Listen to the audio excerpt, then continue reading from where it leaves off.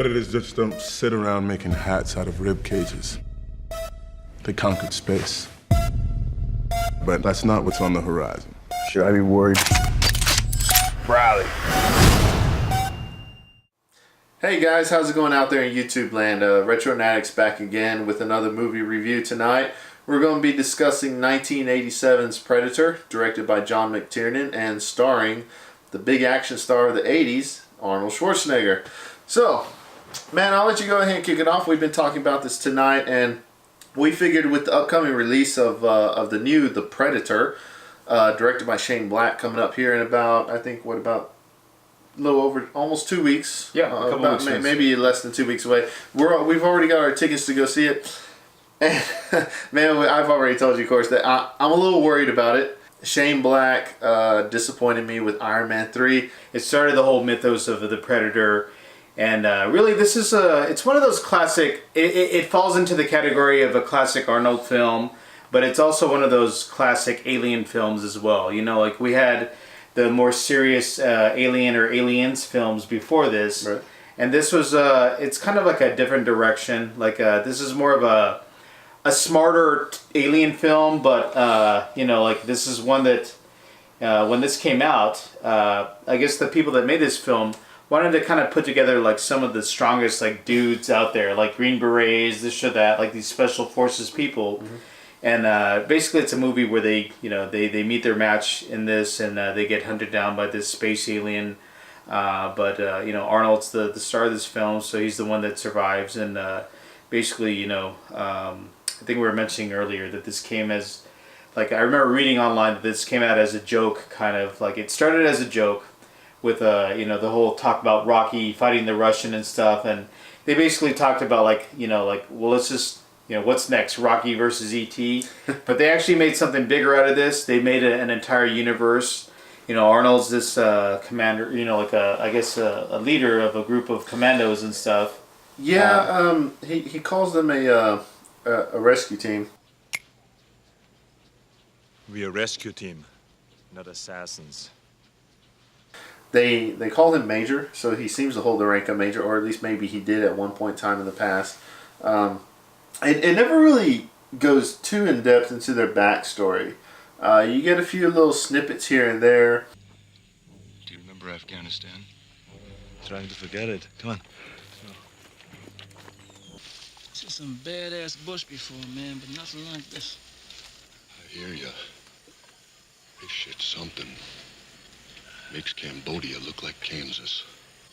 But other than that, we don't really know a whole lot about their background, other than there's some kind of rescue team, as they call them. Very close-knit, too, you know, like just like the movie Aliens, you already know that they've had history with each other and stuff. Yeah. This one, they've already seen some action, they've already had their experience, and they're like kind of a really qualified group. You know, that's the reason why, like, the character Dylan, like, who previously knew, you know, Arnold Schwarzenegger's character Dutch, like, they knew that they were the only team that can actually do what they needed to do.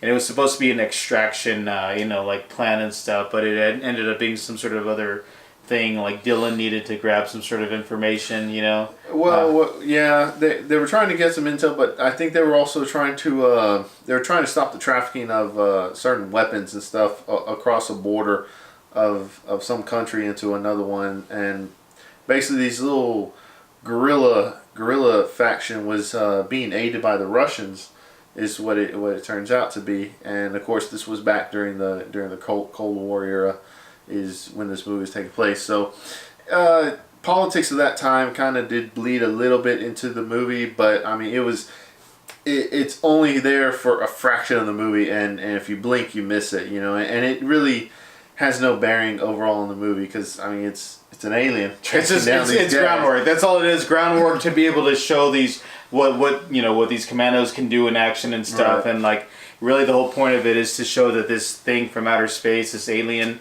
you see it in the very beginning with its ship crash landing into Earth.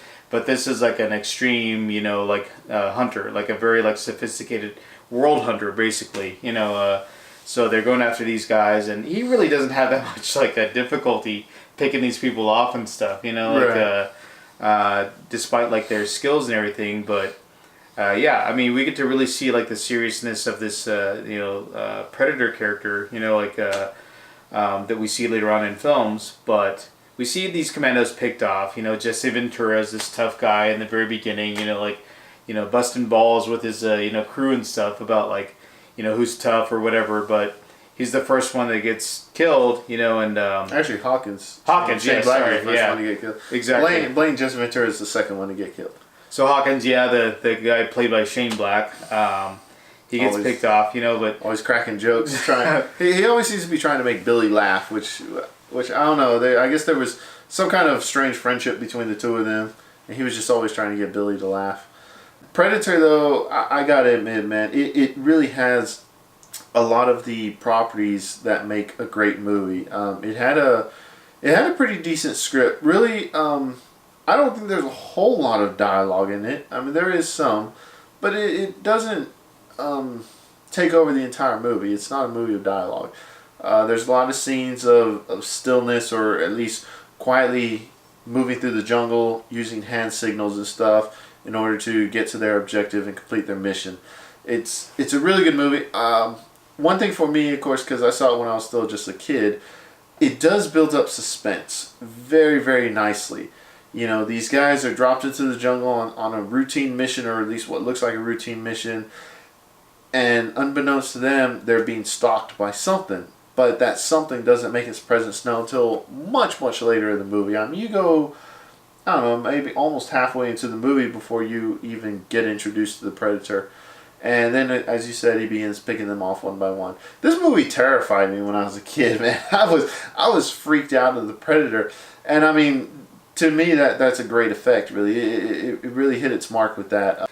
best thing that you can ever have for a hunter. You know, it's got the camouflage suit and stuff. You know, it's got its cannon if it needs it or whatever, but it's got all the tools that it needs to kind of gut. You know, all that stuff. You want to get into the details of that, but yeah, it's a very sophisticated hunter, and exactly like you said, like when we were watching this, we were kids, you know, what, 8, 9 years old and stuff. Like, we saw a lot of stuff during that age that maybe like we shouldn't have and stuff, including RoboCop or whatever, you know, like. Well, but yeah. what terrified me most was just the look of the Predator himself. When he finally has the last battle with Dutch, and he takes that helmet off.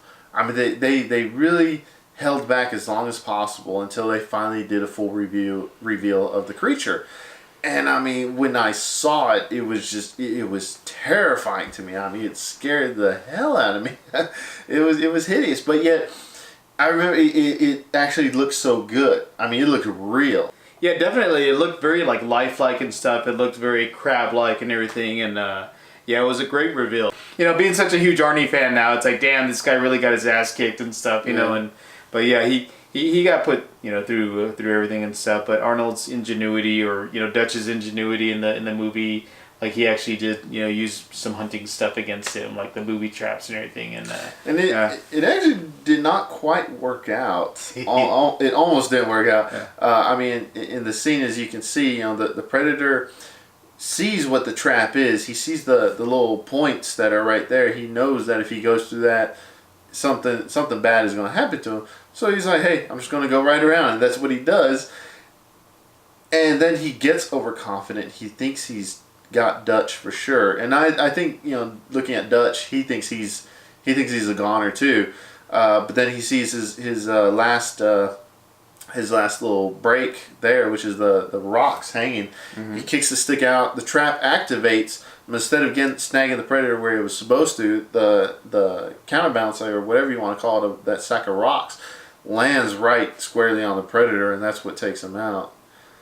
yeah, and then you hear the whole like Billy's laugh. You know, Billy's one of the characters and stuff, but for some reason the Predator can mimic like a lot of like human vocals and stuff. So that was like another creep factor. Is like you're hearing like this human laugh coming out of this Predator while he's setting his detonator off, and like, you know, that's how you end a film, is basically exploding your you know, antagonists and stuff. Yeah. You know, and I can still watch the movie to this day, and even though in some areas, yeah, you can tell some of the special effects are a little aged, they do really still hold up to today's standards, in my opinion. It doesn't look that bad compared to other movies I've seen from around the same time era, where they, you know, you see it and it's like, it's blatantly obvious, like, oh, that's very fake right there. We were talking about the Predator's face, you know, what he looked like before, and that was almost like a collaboration. I mean, not an official collaboration, but it was a suggestion from James Cameron to Stan Winston, right? Yeah, it's weird because like when you actually do, it's out there on YouTube somewhere, but like the whole behind the scenes making of the film was that yeah, initially they had like a weird long neck design of the creature with like one eye that I think the director basically just pulled back like, no, we need to change this or something like that. But Stan Winston, I remember reading there was Arnold Schwarzenegger who had some experience with Stan Winston for the Terminator. From the Terminator, right? Called him into, you know, like, oh, maybe he can do some work on this, you know, and that's when he had the plane trip with James Cameron. You know, according to the story, like they were both together and stuff, and James just whispered in his ear, I always wanted to see something with mandibles and stuff, you know, and so that's when, you know, Winston was basically designing the character to have the crab-like mandibles and stuff that we see now, and it's really a good design choice, you know, and compared to what they were originally going to run with, yes, you can YouTube it and see some of the original designs, and they were even trying to shoot with it. You'll see the suit of this weird, really weird looking creature. with Jean-Claude Van Damme was in the suit running around, you know, trying to do this, and it looked terrible, and I'm so glad they changed it up, because man, if they had gone with that, Predator just wouldn't have gone anywhere. It would have been an instant flop. So guys, in conclusion, that is Predator, and that's also my Alexa device going off. So 1987's Predator by John McTiernan, a really, really good movie. Highly recommend it. Good special effects, good music, good acting. Really, I did like it. It has, you know, former governor of California is in it, former governor of Minnesota is in it. I mean, how can you go wrong with that?